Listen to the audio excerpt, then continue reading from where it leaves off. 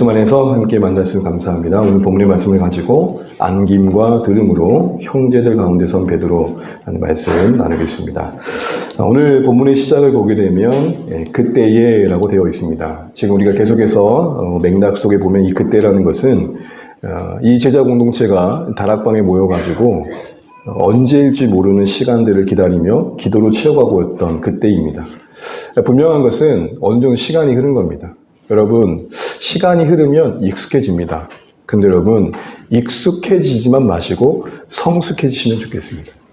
무르익어 간다라는 건 시간 없이는 절대 안 되는 겁니다. 그러나 시간이 흐른다고 다 성숙한가? 그렇지도 않은 것이죠. 특별히 오늘 본문을 보게 되면 이 그때라는 시간은 단순히 시간만 쌓인 게 아니라 그들 안에 은혜도 쌓이며 그 안에 연약한 인생들을 어떻게 보듬어 주는지 세워가시는지 그 놀라운 은혜도 담겨 있음을 보게 됩니다. 그런 가운데 바로 침묵을 깬 자가 있었는데 베드로입니다. 역시 베드로는 베드로입니다. 모두가 함께 기도하고 뭔가 하고 있는 그때에 꼭 나서는 자가 있는데 그게 베드로입니다. 아마도 평소 베드로를 알았던 사람들은 저게 또 뭐 하려고 저렇게 나대나 라는 생각 했을 것 같습니다. 그런데 여러분, 그가 발언하는 내용을 보면 이게 완전 딴 사람입니다. 내용이 뭡니까? 지금 자기 자랑하는 것도 아니고 무언가 공동체가 지금 어떻게 해야 될지를 대안을 제시하는데 무엇보다도 자기 느낌과 자기가 뭔가 이렇게 생각하는 자기 생각이 아니라 자기 목소리가 아니라 말씀을 근거로 제시하면서 지금 우리가 이 12서다 가운데 빈 자리인 이 가룟 유다의 이 결혼을 채우는 게 하나님 뜻이다. 이걸 얘기하는 겁니다. 기도만 하고 있던 공동체가 뭔가 구체적인 실행을 하고 결행하고 실행할 수 있도록 제안을 하고 있습니다. 좀 멋져 보이지 않습니까? 모두가 막막했던 상황을 기도로만 채우고 있는 그때에 말씀을 근거로 해석하고 해결해가는 베드로의 이 면모를 보면 뭔가 든든해 보입니다. 이전에 베드로를 아는 분들은 정말 달라졌다 생각할 것 같습니다. 앞뒤 안 가렸던 베드로, 나서길 좋아했던 베드로, 경솔하고 좌우 분별하지 못해 실수 많았던 베드로, 그 베드로와 너무 다른 든든함을 줍니다.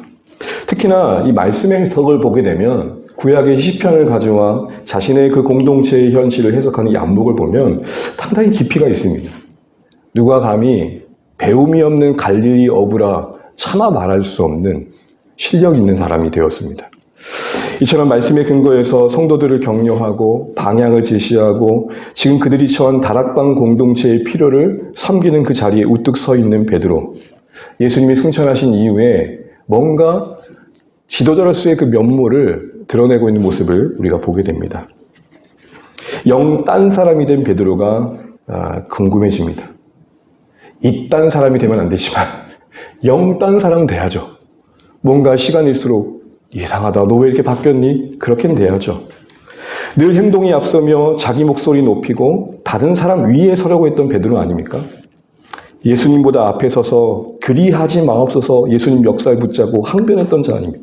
그래서 사탄아 뒤로 물러가라는 말을 들었던 대표적인 인물이기도 합니다. 그런데 지금 어떻습니까? 성도들 가운데서 여러분 복음서를 유심히 보시면 예수님이 가끔 제자 공동체가 모여있는 곳에서 등장하실 때마다 복음서 저자들은 의도적으로 뭐라고 표현하냐면 가운데 서서라고 되어 있습니다. 요한복음 20장에 보게 되면요. 제자들이 예수님이 죽으신 이후에 유대인들이 두려워서 벌벌 떱니다. 함께 모여있는 그곳에 부활하신 예수님이 등장하는데 성경 기자는 뭐라고 기록하냐면 예수께서 그들 가운데에 서서. 다시 말해 오늘 형제들 가운데 서 있는 일어서서 가운데 서 있는 그 가운데서 뭔가 말하고 있는 이 베드로의 모습은 예수님의 모습을 투영한 듯합니다. 예수님의 그 부재의 자리를 베드로가 채워가고 있는 모습을 보게 됩니다. 신앙의 성숙이라는 것이 무엇인지를 그의 모습을 통해 또 생각해 보게 됩니다.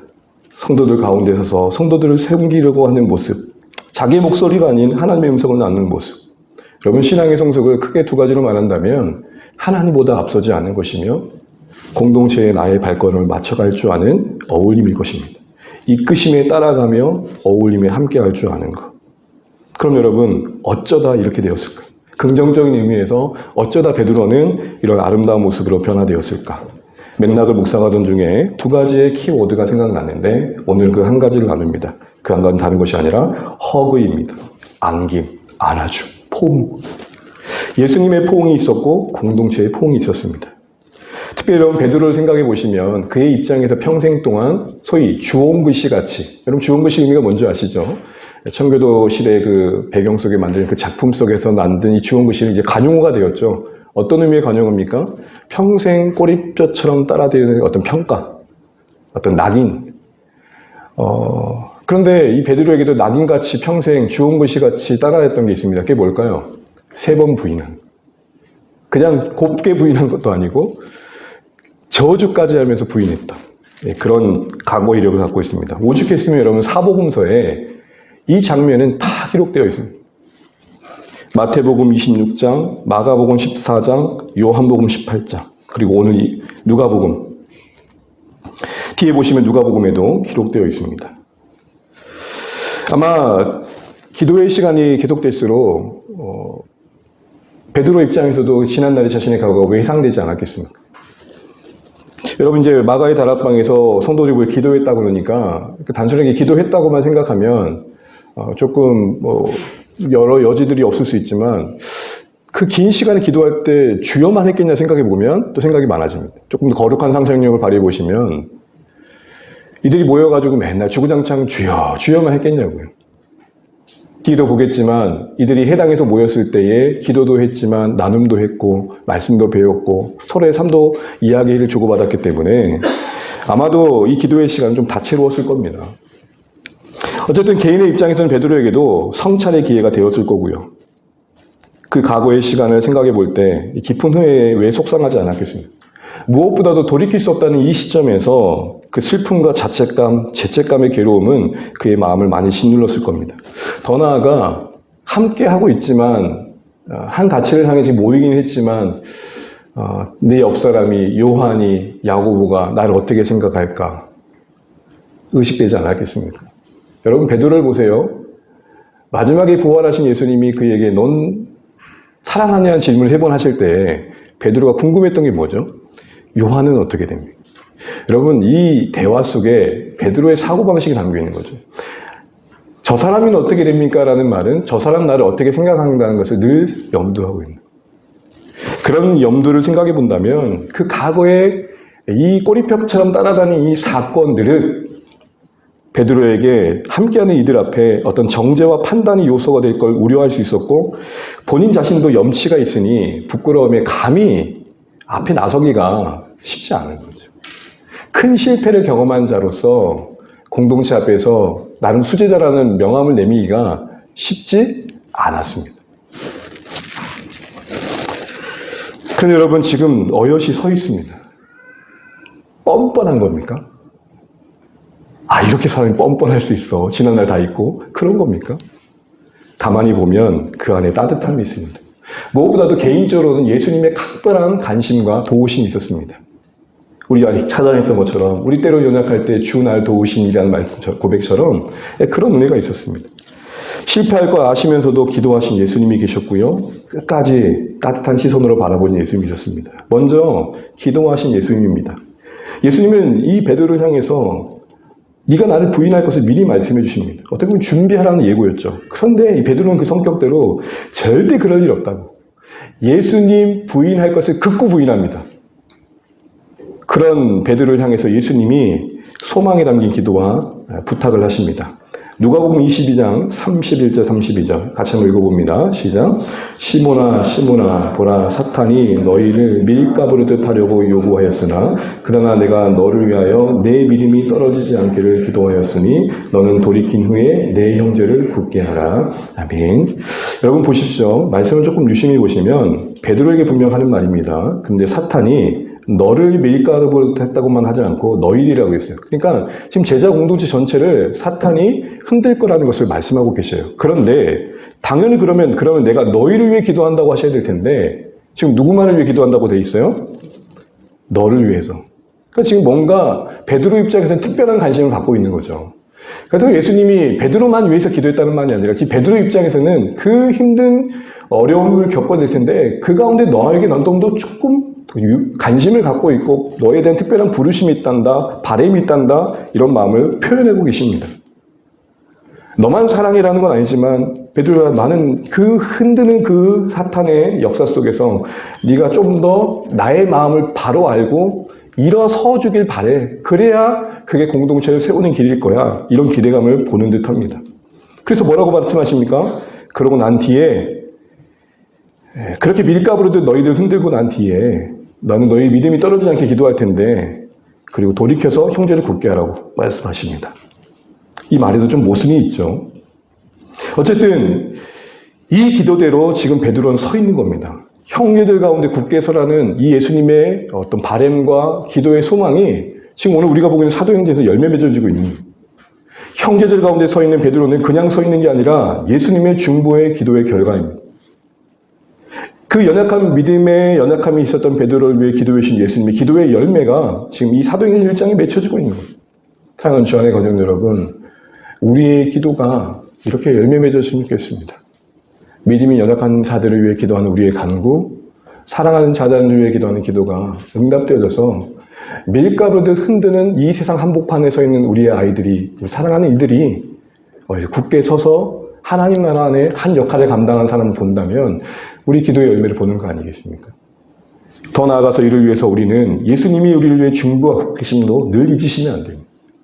그런데 여러분, 조금 더 들어가 보면 앞서 말씀드린 것처럼 모순된다고 했는데요. 보세요. 믿음이 떨어지지 않길, 믿음이 실패하지 않기를 기도했으면 실패가 없어야 되잖아요.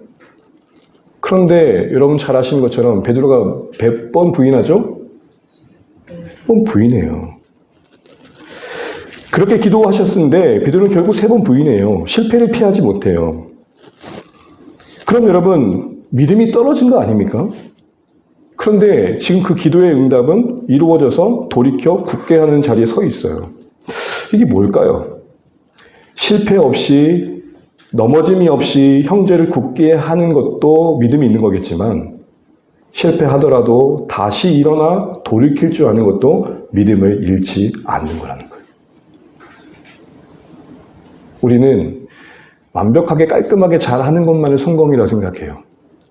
네, 현실적으로 우리 신앙의 세계를 보게 되면 다시 일어설 줄 아는 게 신앙의 성공입니다. 믿음이 떨어지지 않는다는 것은 믿음이 흔들리지 않는다는 게 아니에요. 흔들릴 때가 있고 밀가부리 타는 사탄 앞에 우리가 넘어질 때가 있지만 나보다 더 크신 하나님의 은혜에 근거하여 돌이켜 오늘 베드로에게는 형제를 굳게 하는 자리, 돌이켜 오늘 나에게 원하시는 그 자리를 지켜내는 거예요. 삶이 고단하면 도망가고 싶어요. 떠나고 싶고 다 내려놓고 싶어요. 그런 찰나의 순간들이 우리에게 매 순간 찾아옵니다. 정도의 차이는 있겠지만 그것이 몰려올 때는 나조차도 주체하지 못할 때 감당 못할 무게감이 힘들어지는 거죠. 간혹 왜 저렇게 안타까운 선택을 했나라는 속상한 마음의 말을 우리가 해자하지만 당사자가 아니고선 그 무게를 알게 해요.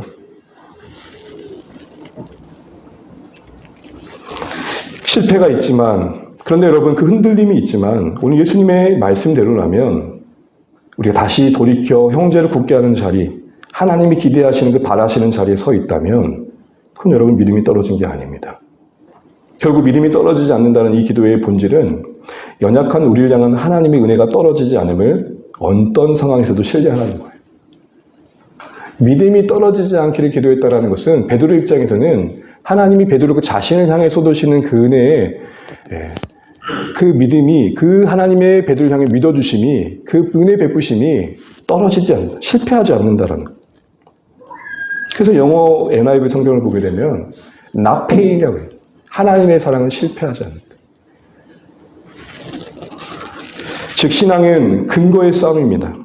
나의 어떠함에 근거하는 게 아니라 그런 나를 여전히 붙드시는 하나님의 근거를 두는 게 믿음이 여러분 굳게 선 곳입니다. 나의 어떠함에 근거할 땐 의에 빠져 교만하기도 하고 오늘 베드로처럼 재책과 자책에 무너질 때가 있습니다. 그러므로 예수님의 기도대로 우리의 믿음이 떨어지지 않는다라는 것이 우리에게 응답되어 오늘 우리가 있어야 할 자리를 지켜내는 것은 전혀 한 번도 흔들리지 않는다는 거다. 내 확신이 이랬다 저랬다는 경험이 전혀 없다라는 게 아닙니다. 내 확신이 흔들리지 않는다가 아니라 얼마나 나를 붙드시는 하나님의 손이 확실한가를 아는 것입니다. 내 확신보다 더 중요한 것은 나를 부르신 하나님이 얼마나 확실한가 아니겠습니까? 저희 막내가 아무리 기대를 간다 하든 제가 약속을 확실하게 하지 않으면, 의지가 확실하지 않으면 이루어질 수 없는 거죠. 지가 아무리 교촌치킨을 시켜달라, 60개 신상품 나왔다는데 시켜달라 해도 지 확신이 중요한 게 아니에요. 아빠는 사줄 거라는 확신이 중요한 게 아니라 제가 사주겠다고 약속한 확실함이 더 중요해요. 우리의 신앙은 기분과 감정, 상황에 따라 요동칠 때가 있습니다. 그게 없는 게 믿음의 성공이 아니고, 그런 상황 속에서도 결론적으로 뭘 붙드냐고 할 때 나는 확신이 흔들리지만 그런 나를 붙드시는 하나님은 확실하다. 뭐가 그 증거냐? 십자가에 죽으신 예수를 봐라. 자기 아들 내어주시기까지 모든 걸 내어주신 분이신데, 이게 구약 이스라엘 백성에게 적용해 본다면 큰 애굽에서 너희를 건지신 하나님이신데, 아무도 건널 수 없던 홍해 그 가운데 마른 땅을 건너게 하셨던 하나님이신데, 그 하나님을 기억하고 삶의 모든 마주한 현실 속에서 하나님의 손길을 봐야 돼. 오늘 칼럼을 봤지만 인자는 다 보인다 라고 고백해야 돼. 그게 믿음이 흔들리지 않는 겁니다. 그게 믿음이 떨어지지 않는 겁니다. 사랑하는 주안의 가족 여러분, 우리의 구원과 소망의 닻을 이처럼 확실한 하나님의 은혜에 둠으로 때론 우리는 밀가루 타는 사단의 유혹 앞에 흔들려 넘어질 때가 있지만, 나보다 더 크신 하나님의 부요한 긍휼하심, 그 긍휼의 풍성하심, 변함없이 우리를 위해 기도해 주신 그 기도의 간구가 우리를 위해 계속되고 있음을 잊지 않고 거기에 뿌리를 내려 굳게 설 수 있는 우리 주안의 가족 되시면 좋겠습니다. 이것이 신약 내내 신자들 향한 권면이었습니다. 대표적인 말씀 두 말씀을 같이 한번 읽어보겠습니다. 에베소 3장 17절입니다. 같이 한번 읽어볼게요. 시작. 믿음으로 말미암아 그리스도께서 너희 마음에 계시게 하셨고 너희가 사랑 가운데서 뿌리가 박히고 터가 굳어져서 골로새 2장 7절 그 안에서 뿌리를 박으며 세움을 받아 교훈을 받은 대로 믿음에 굳게 서서 감사함을 넘치게 하라. 아멘. 사랑 가운데 뿌리 박히고 예수님 안에 뿌리 박힐 때 터가 굳어지는 거며 세움 받는다 그럽니다. 결국 여러분, 절망은 그런 의미에서 하나님의 은혜의 강가로 우리를 부르신 초청입니다. 결핍이 있을 때, 배고픔이 있을 때 냉장고를 열듯 아니 되는 내 모습 앞에 우리가 할 수 있는 믿음에 흔들리지 않는 모습은 그런 나를 끝없이 사랑하신 그 사랑에 더 뿌리 내리는 기회를 얻는 겁니다. 여러분, 어떤 농부가 나무를 키우는, 묘목을 키우는 농부가 멋있는 말을 하더라고요. 이 나무는 희한하게 가뭄 때도 실력을 발휘하는 거예요. 나무에게 가뭄은 재앙이지만 나무 자체로는 성공이 되는 이유는 이 나무가 가뭄 때만 되면은 뿌리를 겁나게 뻗은대. 아무것도 안 하는 것 같지만 물이 있는 곳까지 최대한 뻗어서 살려고 한대. 그래서 가뭄 때 나무는 오히려 더 튼튼해져서 내리는 비를 더 흡족히 누리는 은혜를 누린대요. 멋있잖아요. 바로 베드로가 주홍글씨처럼 자신의 꼬리패처럼 따라왔던 그 경험 속에 그것을 내려놓고 모두 앞에 부끄러움에도 불구하고 설 수 있었던 건, 또 하나님 앞에 면목이 없지만 설 수 있었던 건 그 베드로의 실패보다 더 크신 흔들리지 않는 하나님의 붙드심 때문에, 그게 믿음이 떨어지지 않는 자리에 서는 우리의 모습입니다. 두 번째 모습으로는 연합시 그런 그 주님의 기도의 소망대로 현장에서도 배반하는 그를 보는 그 시점에서도 예수님은 따뜻함을 보이십니다. 누가복음 22장 61절 62절인데요. 같이 한번 읽어볼게요. 시작. 주께서 돌이켜 베드로를 보시니 베드로가 주의 말씀 곧 오늘 닭 울기 전에 네가 3번 나를 부인하리라 하심이 생각나서 밖에 나가서 심히 통곡하니라. 여러분, 복음서마다 베드로의 부인이 언급된다고 했잖아요. 그런데 누가복음만 언급하는 게 있습니다. 그게 뭐냐면 주님께서 돌이키셔서 베드로를 보셨다. 우리 보통 어떻게 알고 계시죠? 닭이 울고 베드로가 울었다 생각해요. 그렇죠. 그래서 베드로가 제일 싫어하는 게 치킨이다. 뭐 이런 농담까지 해요. 근데 여러분, 성경을, 복음서를 볼 때 항상 종합해서 보게 되면 결국 닭 때문에 온 게 아니에요. 오늘 보세요. 말씀을 다시 보시면 마태복음 한 예로 보게 되면 닭이 우니 이에 베드로가 울었다라고 되어 있지만 누가복음을 다시 보시면 예수님과 눈을 맞힌 뒤에 그 뒤에 말씀이 생각해서 그러니까 베드로에게 통곡의 마음을 부여했던 것은 예수님의 은혜의 시선이었지 닭울음이 아니에요. 꺾여 하고 닭 3번 울면은 부인하겠는데 하고 운 게 아니라 은혜의 주님의 시선을 마주하고 그 안에 임한 그 따뜻함이 무너지는 마음을 만들고 울음을 만든 그런 가정이었던 것입니다. 결국 닭 울음이 아니라 베드로를 포기하지 않으셨던 예수님의 그 시선의 국륜이 베드로를 울린 것입니다. 이처럼 예수님의 기도와 포기하지 않는 사랑, 그것이 지금의 베드로를 만들고 있습니다. 연약한 우리의 인생도 그 사랑이 만들어갑니다. 깊은 후회와 자책과 재책에 허우적거렸을 베드로, 그만 그런 겁니까? 우리도 그렇지 않습니까? 하루의 시작에 개운함은 하루 시작 마무리에 깔끔함으로 이어지지 않습니다. 밝게 시작했던 하루가 참혹하게 마칠 때가 많습니다. 근데 그런 과거를 딛고 우리의 역할을 다시 한번 수행하며 또 교회 안에서는 우리 자리를 매김해 가는 것은 하나님의 사랑이 가능케 하는 것임을 잊지 않으셔야 됩니다. 끔찍하지만 생각해 보십시오. 만약에 하나님의 우리를 부르심에 후회가 있다면, 하나님의 우리를 향한 사랑에 포기가 있다면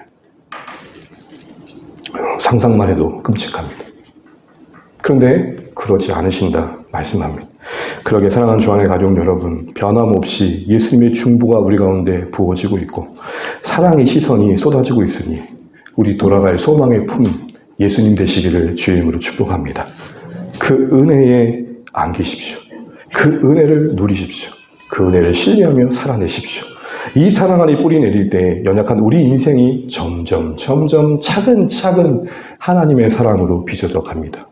오기 덩어리였던 내가 그 모든 오기를 빼고 은혜로 채워진 인생 되어 살아가게 되는 것입니다. 이런 예수님의 품어주심만 있었는가 할 때 그렇지 않음을 오늘 말씀에서 봅니다. 우리 15절 말씀 읽겠습니다. 15절입니다. 시작. 모인 무리의 수가 약 120명이나 되더라. 그때에 베드로가 그 형제들 가운데 일어서서 이르되 아멘. 성경을 보다 보면 처음으로 등장하는 단어는 더 주목하게 됩니다. 사도행전에서 형제란 말, 교회의 본질, 그 가족됨을 표현하는 형제란 말이 가장 처음 등장하는 곳이 여기입니다. 그런데 이 형제란 말이 처음 등장하는 곳에서 이 형제라는 말이 어떤 맥락 속에서 언급되고 있는지를 알면 우리는 이 형제의 의미를 다시 보게 됩니다. 말씀대로 보면 120명이 어느새 되었고 그런 가운데 그때의 그들은 형제로 불려질 수 있는 모습으로 갖춰졌다. 이렇게 얘기하는 겁니다. 바로 그런 베드로가 그런 형제들 가운데 서 있었던 것입니다. 베드로를 성도들 가운데 서 있다고 말하지 않고 의도적으로 성경은 형제들 가운데 일어섰다라고 말합니다. 이 형제라는 의미는 직분이 없을 때 부르는 대용어가 아닙니다. 교회가 세상 공동체와 다른 관계 속에 묶여 있음을 표현하는 단어입니다. 형제와 자매를 포함한 이 형제라는 의미는 바로 교회의 본질을 말하는 것이죠. 이런 표현이 처음 언급된 이곳에 지금 베드로가 서 있게 된 것입니다. 누가는 교회의 시작이 될 이 마가 다락방 공동체에 대해서 언급하면서 양적 숫자를 언급하고 있지만 그들이 120명 되었다라고만 하지 않고 있고 120명 된 그들이 형제가 되었다라는 것까지 얘기합니다. 양적 성장이 질적으로 서로의 관계를 보장해 주는 건 아닙니다. 근데 지금 성경은 의도적으로 점점 120명이 된 그 상황에서 바라보는 성도들의 입장은, 모습들은 형제와 다를 바 없는 모습으로 자라났다. 지금 그 얘기를 하는 것입니다. 숫자도 늘어났지만 그 안에 교회의 본질도 담겼다. 사도행전을 시작하면서 이 시점에, 이 양적 성장의 시점에 형제란 말을 언급하고 어필한 이유가 뭘까요? 앞으로 예루살렘 교회는 더 늘어나게 됩니다. 3,000명이 되고요. 몇만 명이 됩니다. 양적 성장에 교회의 본질 놓치지 마라고 못 박는 듯 하지 않습니까? 양적 성장을 부정하는 게 아니라 그 가운데서도 교회는 그 본질됨을 지켜야 돼. 아니, 그 본질의 확장이 양적 성장이어야 돼. 이렇게 말하는 듯 합니다. 여러분, 우리 지난주에 마가 다락방의 공동체는 가치의 일치로 모였다고 말했습니다. 어떻게 보면 사명으로 모인 거죠. 예수님이 약속하신 것을 붙드는 사명, 증인으로서의 감당할 그 사명, 하나님 나라에 대해 바라보는 사명이 그들을 모았습니다. 그런데 오늘 여기서는 조금 더 내면적인 측면에서 이제는 그들이 사명으로만 묶인 게 아니라 사랑으로 묶였다고 말합니다. 여러분, 교회가 사명 중요합니다. 근데 사명으로만 보면 어떻게 될까요? 너무 치열하고 전투적이에요. 가끔 교회를 특공대다 특전사를 얘기할 때마다 썸뜻해요. 한번 물어보죠. 여러분, 남성 여러분 다 특공대 가셨습니까? 군대 갔다 오면 구라가 늘어가지고 PX병이고 치사병이었음에도 불구하고 뭐 낙하산을 몇 번 탔네, 내가 간첩을 잡았네, 뭐 이런 말을 해요. 보면 심지어는 면제이셨던 분도 특공대 나왔다 그러니까. 군대, 전투, 교회 안에 그런 이미지가 있지만 가장 베이스는 뭘까요? 채워줘야 될 건 뭘까요? 아니, 사명을 위해서 갖춰줘야 될 건 뭘까요? 사랑이라는 것입니다. 사명으로만 묶이면 사명을 감당하지 못한 사람은 경쟁에서 떨어질 것 같죠. 저는 이렇게 말씀드리고 싶어요. 오히려 사랑이 사명이라고. 우리가 사명을 다하여 외적인 성취를 이루지 못하다 하더라도 목숨 바쳐 사랑했다면, 끝까지 사랑했다면, 더 오래도록 사랑했다면, 더 깊이 사랑했다면 주님 앞에 할 말이 있지 않을까 싶어요. 지난주에 목회자들의 모임이 있었습니다. 다 말씀드릴 수는 없지만 개인적으로 목회자로서 갖는 뭔가 설명할 수 없는 마음 깊은 곳에 답답함과 속상함이 있었습니다. 사랑하는 주안의 가족 여러분, 사명 중요합니다. 그런데 사명이 중요하면 120명보다 120명, 150명, 200명이 중요하죠. 성경은 이 120명이 형제 되었다는 거 보라고 얘기하고 있습니다. 바로 그런 분위기 속에서 베드로가 일어난 겁니다. 그럼 이 형제로 불리는 시점이 언제입니까? 바로 그때입니다. 그때가 언제죠? 마음을 같이 기도하고 있는 겁니다. 시간이 흐르는 어떤 시점입니다. 그렇습니다. 어느 정도 함께하는 시간이 흘러가고 기도 가운데 각자에게 은혜가 쌓이니 가족의 친밀함이 채워진 것입니다. 다락방에 모였을 때 어떤 형식의 기도를 드렸는지 우리는 상상으로만 할 수밖에 없지만 평소 그들이 회당에서 모였던, 그래서 했던 일들을 염두에 본다면 주구장창 주여 주여만 하지 않았을 겁니다. 어째요? 기도하는데 힘들지 않아요? 라고 옆에 있는 성도와 이야기도 했을 것입니다. 그리고 삶을 나눴을 것입니다. 그리고 각자 성경도 펼치면서 묵상했을 것입니다. 여러분, 저도 이 앞에서 한 시간 넘게 기도하는 시간에 여러분 기도만 할까요? 어떻게 그렇게 해요? 떠오르는 생각도 하나님께 맡겨드리고 또 말씀이 생각나면 그 말씀도 펼쳐보고 때로는 기도가 안 될 때는 시편을 따라 쭉 읽어가고 주님이 이놈이 그놈입니다. 막 그리고 이렇게 얘기하면서 다양한 모습으로 하나님을 만난단 말이에요. 그렇게 생각해보면 옆사람과 대화 나누지 않았을까요? 짝기도 그룹기도 있지 않았을까요? 그러면서 서로를 알아가지 않았을까요? 또한 각자가 예수님의 말씀과 행적을 나누면서 자신을 돌아보지 않았을까요? 야, 나 참 부족한 사람이었구나. 그런데 긍휼을 입었구나. 그렇게 크신 하나님의 용서의 은혜 안에서 각자 부유해진 마음을 따라 서로의 각오를 더 품어주는 마음 마련되지 않았을까요? 이런 배경 속에서 베드로가 딱 서서 하는 말이, 형제 여러분, 이 말 안에 담긴 숨겨진 의미는 뭘까요? 고마워요, 여러분. 과거의 꼬리표처럼 따라다니는 이 3번 부인함에도 불구하고 제가 여러분 앞에 설 수 있는 기회 주어서 고마워요. 부족하지만 제 마음입니다. 목회자니까 여기 선다고요? 아니요. 여러분의 속마음을 다 알 수 없지만 왜 우리 서로에 대한 각자의 판단이 없겠어요? 목회자가 가장 두려운 건 뭐냐면 채 말하지 않는 그런 시선들 속에서 내가 어떻게 평가받을까에 마음이 갑자기 부어지게 되면 무너져 버리는 거예요. 혼자만의 생각의 카테고리 속에 갇히는 거예요. 그럼에도 불구하고 매주 이 앞에서 우리 아이들이 그래도 밝게 말씀 적어주고 받아주는 느낌 속에서 내가 서 있는 거죠. 이런 마음인 거죠. 그래도 성도님들이 저를 이해해주고 용납해주니까 내가 여기 있구나. 맞아요, 여러분. 성공적인 목회자의 이면에는 신실한 성도님들의 품어줌이 있었으면 합니다. 저만 그러겠습니까? 우리 모두가 그런 이해와 용납 속에 살아가는 거죠. 어찌 용서와 용납이 필요 없는 인생이 있겠습니까? 여러분, 당당하게 베드로가 섰다고 생각하시면 착각입니다. 3번 부인한 자라는 과거의 실수를 딛고 일어설 수 있었던 건 베드로가 당장 섰을 때 그 회중들이 자신을 바라보는 시선 속에서 느꼈던 따뜻함이었을 겁니다. 우리 모두 당신의 각오를 용납합니다. 그 중에 아이고 그렇게 잘난 척하더니 3번이나 부인하는 사람,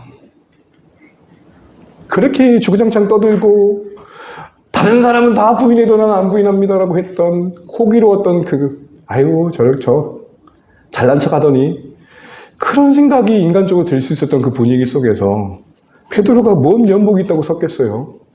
아무리 주님이 용서해 줬다고 하더라도 형제들이 받아주지 않으면 어찌 섰겠냐고요. 그런데 서 있습니다. 왜요?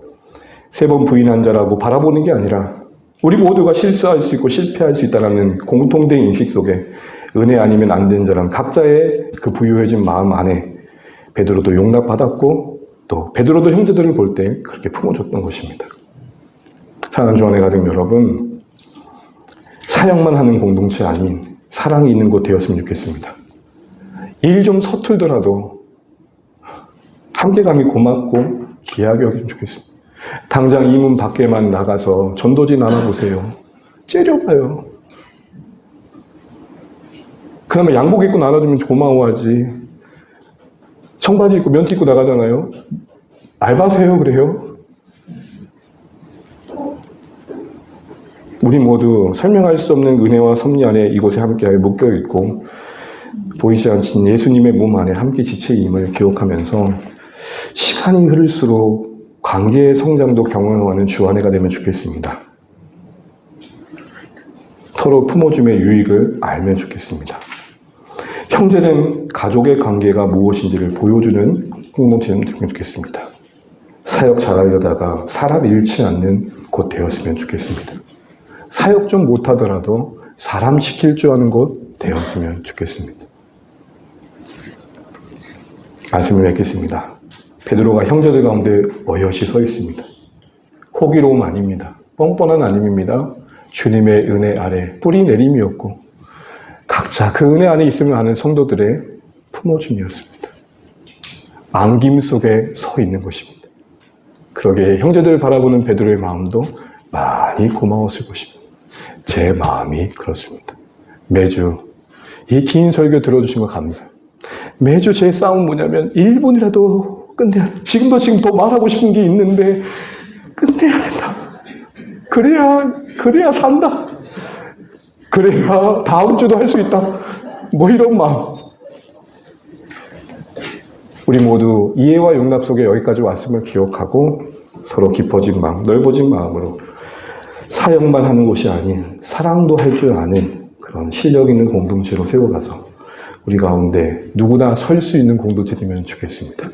자격이 있고 조건 있는 사람만 앞에 나온 자리가 아니라 누구나 말할 수 있고 누구나 이야기할 수 있고 누구나 설 수 있는 그런 곳 될 수 있도록 우리 각자 해야 될 것이 무엇인지 고민하며 주의 말씀 앞에 반응하시는 오늘의 말씀 되시기를 주님을 축복합니다.